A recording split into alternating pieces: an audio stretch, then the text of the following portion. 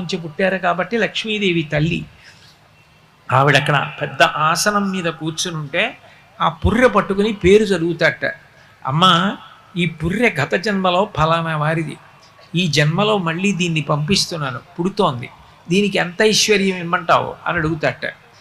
గత జన్మలో ఏం చేశాడు అని అడుగుతుందట అమ్మవారు. కబుర్లు చెప్పిన వాడికి కాదు అమ్మవారు ఇచ్చేది, ఇలా పెట్టినవాడు ఎవరున్నాడో వాణ్ణి చూస్తుందట అమ్మవారు. ఆవిడ పేరు చెప్పగానే ఆవిడ సర్వజ్ఞ, ఆవిడికి తెలియదు వాడా ఎంత చేశాడ్రా అని ఒక్కసారి కనుబొమ ఇలా పైకెత్తుతుందిట. నేను వాడికి ఇచ్చాను, వాడు సమాజానికి అంత పెట్టాడు, ఎంతమంది అన్నం తిన్నారో, ఎంతమంది చదువుకున్నారో, ఎంతమందిని వృద్ధిలోకి తీసుకొచ్చాడో, అంతమంది వృద్ధిలోకి వస్తే తాను ఆనందపడిపోయాడు రా, వాడికి మళ్ళీ రెట్టింపి అంటుందట.